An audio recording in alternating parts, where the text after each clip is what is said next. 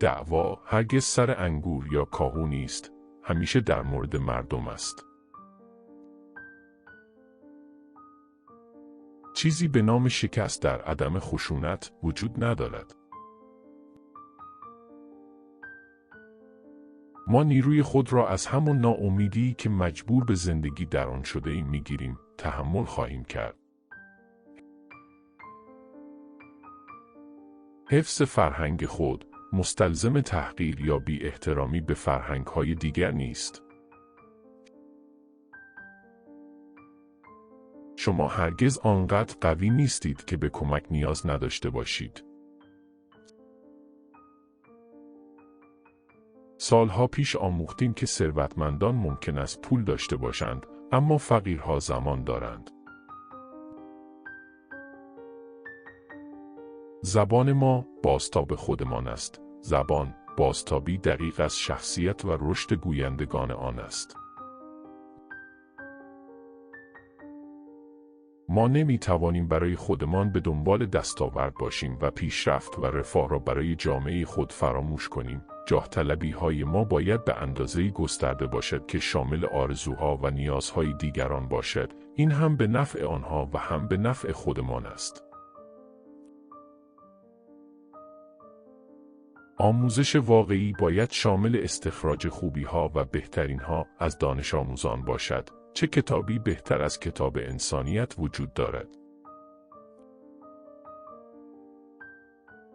از آنجایی که کلیسا باید خدمتگزار فقرا باشد، اگر این ثروت برای کمک به فقرا در دنیای ما هدایت نشود، تقصیر ماست. اگه واقعاً می‌خواهی دوست پیدا کنی، برو خانه یکی و با او غذا بخور. آنهایی که غذایشان را به تو می‌دهند، دلشان را به تو می‌دهند. عمیق‌ترین اعتقاد من این است که فقط با دادن جان خود زندگی رو پیدا می‌کنیم. من متقاعد شدم که واقعی‌ترین عمل شجاعانه و قوی‌ترین عمل مردانگی این است که در یک مبارزه کاملاً بدون خشونت برای عدالت خودمان را فدای دیگران کنیم.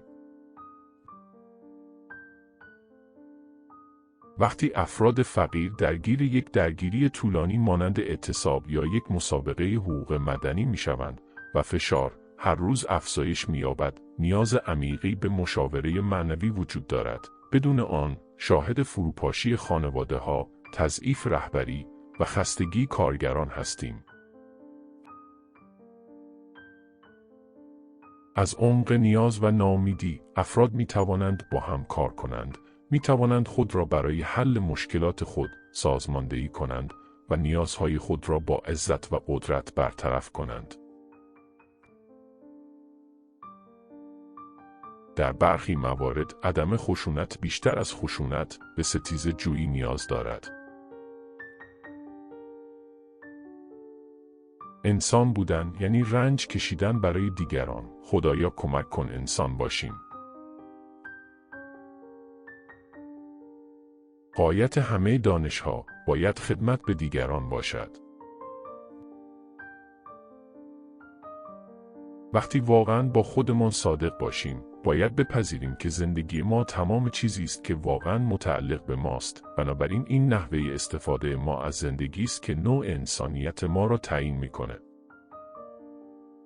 کدام نقل قول را بیشتر دوست داشتید؟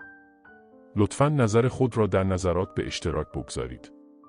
سابسکرایب کنید و فرصت کسب دانش بیشتر را از دست ندهید.